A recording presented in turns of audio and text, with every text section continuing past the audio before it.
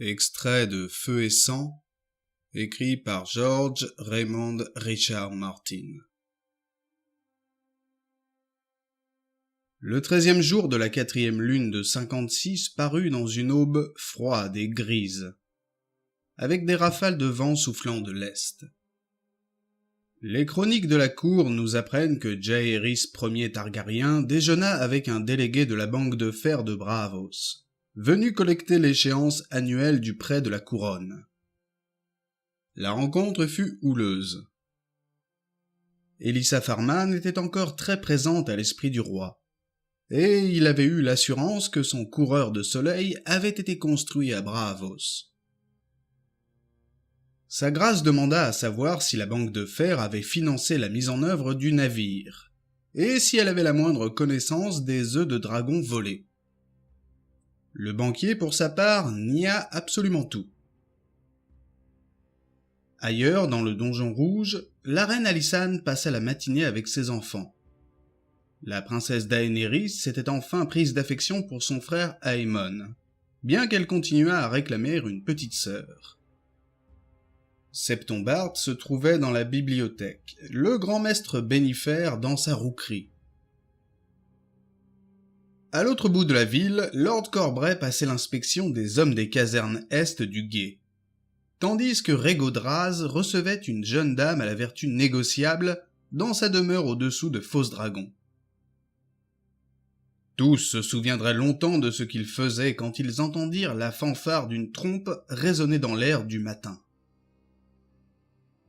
À ce son, j'ai senti un frisson courir sur mon échine, dit plus tard la reine, même si je n'aurais su expliquer pourquoi. Dans une tour de guet isolée dominant les eaux de la baie de la Nera, un garde avait aperçu des ailes sombres dans le lointain et fait donner l'alarme. Il sonna de nouveau de la trompe tandis que les ailes grandissaient, et une troisième fois en voyant clairement le dragon, noir contre les nuages. Balerion était de retour à Port-Réal. Voilà de longues années qu'on avait vu la terreur noire pour la dernière fois dans les cieux au-dessus de la ville. Et ce spectacle emplit de crainte plus d'un Port-Réalais. En se demandant si d'une façon ou d'une autre, Maegor le Cruel n'était pas revenu de sa tombe, le chevaucher à nouveau. Hélas, le dragonnier qui s'accrochait à son cou n'était pas un roi mort, mais une enfant agonisante. L'ombre de Balerion balaya dans sa descente les cours et les salles du donjon rouge. Ses ailes immenses giflant l'air pour se poser dans la cour intérieure, près de la citadelle de Maegor. À peine avait-il touché le sol que la princesse Aéra glissa de son dos. Même ceux qui l'avaient le mieux connue pendant ses années à la cour identifièrent à peine la fillette. Elle était si près d'être nue que la différence ne comptait pas. Ses vêtements réduits à des haillons et à des lambeaux accrochés à ses bras et à ses jambes. Ses cheveux étaient emmêlés et crasseux, ses membres grêles comme des bâtons. « S'il vous plaît !» s'exclama-t-elle à l'adresse des chevaliers, des écuyers et des serviteurs qui l'avaient vue descendre. Puis alors qu'il se précipitait vers elle, « Jamais je... » et elle s'écroula. Sir Luca Morfort était à son poste sur le pont d'accès par-dessus la douve sèche qui encerclait la citadelle de Maegor. Écartant le reste de l'assistance, il souleva la princesse dans ses bras et traversa le château en la portant au grand maître Bénifer. Plus tard, il conterait à qui voudra l'entendre que la fillette était rouge et brûlante de fièvre. La peau si ardente qu'il la sentait même au travers des écailles émaillées de son armure. Elle avait aussi les yeux injectés de sang, prétendait le chevalier. Et il y avait en elle quelque chose, une chose qui remuait et la faisait grelotter et se tordre dans mes bras. Il ne relata pas longtemps ses récits, cependant. Le lendemain, le roi Jaehaerys le convoqua et lui ordonna de ne plus jamais parler de la princesse. On envoya immédiatement chercher le roi et la reine, mais quand ils arrivèrent aux appartements du maître, Bénifer leur en refusa l'entrée. Vous ne tenez pas à la voir en un tel état, leur dit-il, et je faillirais si je vous laissais vous approcher davantage. On posta des gardes à la porte pour tenir également les serviteurs à distance. Seul fut admis le septombarte, pour administrer les rites aux mourants. Bénifer fit son possible pour la princesse affligée, lui donnant à boire du lait de pavot et la plongeant dans un bain de glace pour abaisser sa fièvre. Mais ses efforts restèrent vains. Tandis que des centaines de gens se pressaient dans le septuaire du donjon rouge et priaient pour elle, Jaehaerys et Alysanne veillaient devant la porte du maître. Le soleil s'était couché et l'heure de la chauve-souris était proche quand Bart parut pour annoncer qu'Aéra Targaryen était morte. La princesse fut livrée aux flammes dès le lendemain, au lever du soleil, son corps enveloppé de beaux lin blanc des pieds à la tête. Le grand maître Bénifer, qui l'avait en personne préparé pour le bûcher funéraire, paraissait lui-même à moitié mort, confia Lord Redwyne à ses fils. Le roi annonça que sa nièce avait péri d'une fièvre, et demanda au royaume de prier pour elle. Port-Réal porta le deuil quelques jours avant que la vie reprenne comme auparavant, et s'en fut terminé. Certains mystères demeuraient toutefois. De nos jours encore, des siècles plus tard, nous ne sommes pas plus près de connaître la vérité. Plus de 40 hommes ont servi le trône de fer comme grands maîtres. Leurs journaux personnels, lettres, registres de comptes, mémoires et calendriers de cours sont notre meilleure source pour les événements auxquels ils ont assisté. Mais tous n'étaient pas d'une diligence comparable. Alors que certains nous ont laissé des volumes de lettres remplis de mots creux, n'oubliant jamais de noter ce que le roi avait mangé au souper, et s'il l'avait apprécié, d'autres ne consignent pas plus d'une demi-douzaine de missives par an. À cet égard, Bénifer se classe près du sommet, et ses lettres et journaux nous fournissent le compte-rendu détaillé de tout ce qu'il a vu, fait et entendu tandis qu'il était au service du roi Jaehaerys, et de son oncle Maegor avant lui. Et pourtant, dans tous les écrits de Bénifer, on ne trouve pas un mot concernant le retour à Port-Réal d'Aéra Targaryen et de son dragon volé, ni la mort de la jeune princesse. Par bonheur, Septombarte n'eut pas tant de réticence, et c'est vers sa chronique que nous devons à présent nous tourner. Bart écrivait « Voilà 3 jours que la princesse a péri, et je n'ai pas dormi. Je ne sais pas si je pourrai de nouveau dormir un jour. La mère est miséricordieuse, ai-je toujours cru, et le Père d'en haut juge chacun avec justice. Mais il n'y a eu ni justice ni miséricorde dans ce qui est arrivé à notre pauvre princesse. Comment les dieux ont-ils pu être assez aveugles et indifférents pour permettre une telle horreur? Ou se peut-il qu'existent d'autres déités dans cet univers, des dieux mauvais et monstrueux tels que ceux contre lesquels prêchent les prêtres de R'hllor le Rouge, contre la malveillance desquels les rois des hommes et les dieux des hommes ne sont que des mouches? Je ne sais. Je ne veux pas savoir. Si cela fait de moi un septon mécréant, soit. Le grand maître Bénifer et moi nous sommes engagés à ne dire à personne ce que nous avons vu et connu dans ses appartements alors que la pauvre enfant agonisait. Ni au roi, ni à la reine, ni à sa mère. Pas même aux archimestres de la citadelle. Mais les souvenirs ne veulent pas me quitter, aussi les consignerai-je ici. Peut-être que du temps qu'on les trouve et qu'on les lise, les hommes auront atteint une meilleure compréhension de tels mots. Nous avons dit au monde que la princesse Aéra était morte d'une fièvre, et cela est vrai dans ses grandes lignes. Mais c'était une fièvre comme je n'en avais jamais vu auparavant, et comme j'espère n'en plus jamais revoir. La fillette cuisait. Sa peau était échauffée et rouge, et quand j'ai posé la main sur son front pour savoir à quel point elle était chaude, ce fut comme si je l'avais plongée dans une marmite d'huile bouillante. C'est à peine si elle avait une once de chair sur les os, tellement elle semblait émaciée et affamée. Mais nous avons pu observer certains gonflements en elle, tandis que sa peau se bombait puis s'affaissait de nouveau. Comme si... Non, pas comme si, car c'était bien la réalité. Il y avait des choses en elle, des créatures vivantes qui se mouvaient et se tordaient, qui cherchaient peut-être une issue, et lui infligeaient une telle souffrance que même le lait de pavot ne lui accorda aucune rémission.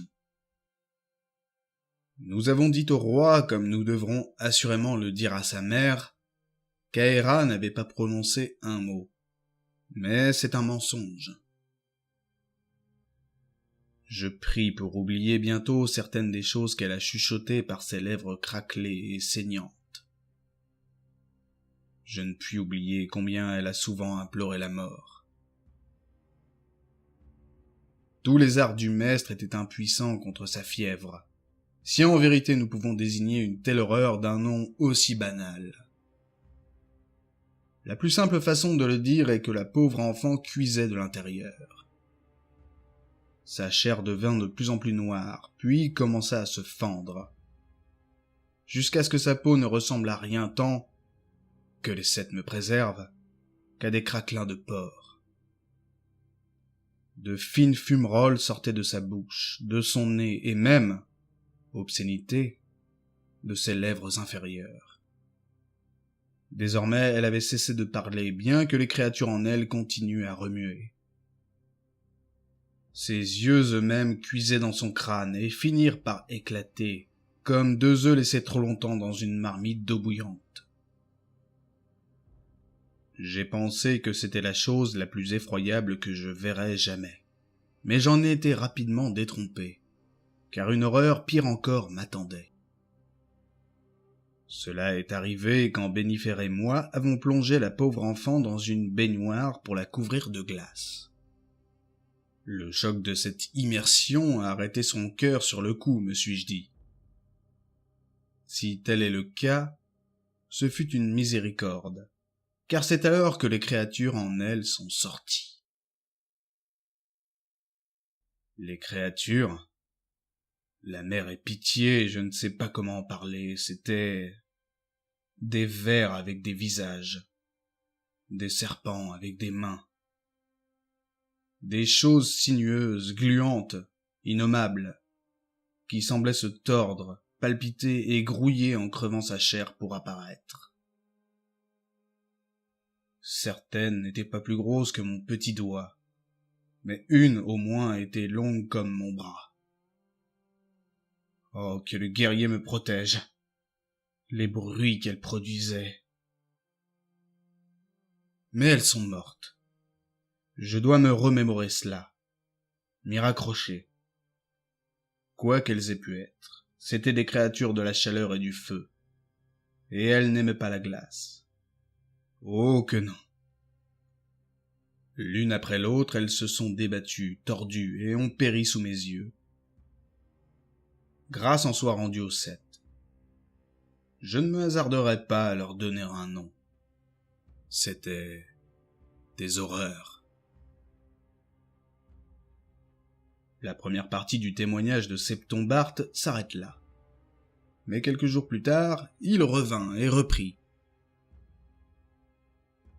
La princesse Aéra n'est plus, mais elle n'est pas oubliée. Les fidèles prient chaque matin et chaque soir pour son âme tendre. En dehors des septuaires, les mêmes questions sont sur toutes les lèvres. La princesse a disparu pendant plus d'1 an. Où a-t-elle pu aller? Qu'a-t-il pu lui arriver? Qu'est-ce qui l'a ramenée chez elle? Balerion était-il ce monstre dont on croyait qu'il hantait les collines de velours d'Andalos? Ces flammes ont-elles allumé l'incendie qui a dévasté les terres disputées? La terreur noire aurait-elle pu voler jusqu'à Astapor pour être le dragon de la reine? Non, non et non. Ce ne sont que des fables. Si nous écartons de telles diversions, toutefois, le mystère demeure. Où Aéra Targaryen est-elle allée après avoir fui Père Dragon? La reine Rhaena a d'abord pensé qu'elle s'était envolée pour Port-Réal. La princesse n'avait pas fait mystère de son désir de revenir à la cour. Quand cela se révéla erroné, Rhaena chercha ensuite à Belle-Île et à Villevieille. Ces deux destinations étaient logiques en un certain sens. Mais on ne retrouva Aéra dans aucun de ces endroits, ni nulle part à Westeros. D'autres, dont la reine et moi-même, prirent ceci comme une indication que la princesse s'était envolée vers l'est, et non vers l'ouest, et qu'on la trouverait quelque part à Essos. La fillette avait bien pu croire que les cités libres échappaient à l'emprise de sa mère. Et la reine Alysanne en particulier semblait convaincue qu'Aéra fuyait sa mère, autant que Père Dragon même. Cependant, les agents et informateurs de Lord Rhaego n'avaient pu retrouver aucune trace d'elle sur l'autre rive du détroit. Pas même un murmure sur son dragon. Pourquoi? Bien que je ne sois en mesure de fournir aucune preuve, je puis suggérer une réponse. Il me semble que nous avons tous posé la mauvaise question. Aéra Targaryen était encore bien en deçà de son 13e anniversaire au matin où elle se glissa hors du château de sa mère. Si les dragons ne lui étaient pas étrangers, elle n'en avait encore jamais chevauché aucun. Et pour des raisons que nous ne comprendrons peut-être jamais, elle choisit pour monture Balerion, au lieu de n'importe quel autre dragon plus jeune et plus docile qu'elle aurait pu revendiquer. Poussée comme elle l'était par ses conflits avec sa mère, peut-être voulait-elle simplement une bête plus grande et plus impressionnante que son cheveu, le dragon de sa mère. C'était peut-être aussi l'envie de dompter la bête qui avait tué son père et son dragon. Bien que la princesse Aéra n'eût jamais connu son père, et qu'il fût difficile de savoir quels sentiments elle pouvait entretenir sur son compte, et sur la façon dont il avait péri. Peu importe les raisons, son choix fut fait. La princesse avait fort bien pu avoir l'intention de voler vers Port-Réal, exactement comme sa mère le soupçonnait. Elle avait pu vouloir aller rejoindre sa sœur jumelle à Villevieille, ou partir à la recherche de Lady Elissa Farman, qui avait un jour promis de l'emmener à l'aventure. Quels qu'étaient ses plans, ils n'avaient aucune importance.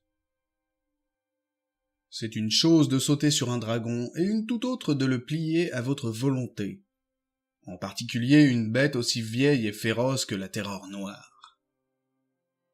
Dès le début, nous nous sommes demandé « Où Aéra a-t-elle conduit Balerion ?» Nous aurions dû poser la question « Où Balerion a-t-il conduit Aéra ?» Une seule solution était logique. Souvenez-vous, si vous voulez bien, que Balerion était le plus grand et le plus vieux des 3 dragons que le roi Aegon et ses sœurs avaient chevauchés pour leur conquête. Vhagar et Meraxès avaient éclos sur Père Dragon. Seul Balerion était arrivé sur l'île avec Aénar l'exilé et Daenys la rêveuse, le plus jeune des 5 dragons qu'ils avaient emmenés avec eux. Les dragons plus âgés avaient péri au cours des années qui avaient suivi. Mais Balerion vivait toujours, continuant à croître en taille, en férocité et en caractère. Si nous ne tenons pas compte des récits de certains sorciers et charlatans, comme il se doit, il est peut-être la seule créature vivante au monde qui a connu Valyria avant le fléau. Et c'est là qu'il a emmené la malheureuse enfant condamnée, accrochée à son dos. Qu'elle y soit allée de son plein gré, j'en serais fort surpris. Mais elle ne possédait ni les connaissances ni la force de volonté pour le faire changer de cap. Sur ce qui lui est arrivé en Valyria, nous ne pouvons que nous livrer à des conjectures. À en juger par l'état dans lequel elle nous est revenue, je ne veux même pas y songer. Les Valériens étaient plus que des seigneurs dragons. Ils pratiquaient la magie du sang, ainsi que d'autres arts ténébreux, puisant dans les profondeurs de la terre des secrets qu'il aurait mieux valu laisser enfouis, et tordant la chair des animaux et des hommes pour en modeler de monstrueuses chimères contre nature. Pour ce péché, les dieux en leur courroux les jetèrent à bas. Valyria est maudite, tous les hommes s'entendent sur ce point, et même les plus audacieux marins se tiennent à bonne distance de ces eaux fumants. Mais nous aurions tort de croire que plus rien ne vit là-bas désormais. Actuellement y demeurent ces créatures que nous avons trouvées dans le corps d'Aéra Targaryen. Voilà mon hypothèse. Ainsi que d'autres horreurs que nous ne pouvons même pas imaginer. J'ai longtemps décrit ici comment la princesse a péri. Mais il y a autre chose, quelque chose d'encore plus effrayant, qui mérite mention. Balerion portait lui aussi des blessures. Cette énorme bête, la terreur noire, le plus terrible dragon qui ait jamais pris son essor dans les cieux de Westeros, est rentré à Port-Réal avec des cicatrices à moitié refermées, qu'aucun homme ne se souvenait d'avoir déjà vues, et une déchirure irrégulière au flanc gauche, longue de presque 9 pieds, une plaie béante et rouge d'où le sang continuait à dégoûter, chaud et fumant. Les seigneurs de Westeros sont orgueilleux, et les septons de la foi et les maîtres de la citadelle, à leur façon, le sont plus encore. Mais il y a tant et plus de choses dans la nature du monde que nous ne comprenons pas, et que nous ne comprendrons peut-être jamais. Peut-être est-ce un bienfait. Le Père a créé les hommes curieux pour mettre notre foi à l'épreuve, disent certains. C'est mon péché perpétuel que je ne puisse voir une porte sans avoir besoin de savoir ce qui s'étend de l'autre côté. Mais il est des portes qu'il vaut mieux garder closes. Aéra Targaryen en a franchi une. Le récit du Septombart s'achève ici. Plus jamais il n'évoquera le sort de la princesse Aéra dans aucun de ses écrits. Et même ces mots seraient enfermés parmi ses papiers privés, où il resterait près d'un siècle sans être découvert. Les horreurs dont il avait été le témoin eurent sur le Septon un effet profond. Cependant, attisant cette soif de savoir qu'il appelait « mon péché perpétuel ». Ce fut à la suite de ceci que Bart entama les recherches et les études qui finiraient par le conduire à écrire « Dragons, Veurs et Vouivres », leur surnaturelle histoire. Un volume que la citadelle condamnerait en le qualifiant de saisissant mais sacrilège, et dont Baylor le Bienheureux ordonnerait la censure et la destruction. Il est probable que Septombart ait discuté de ses soupçons avec le roi également.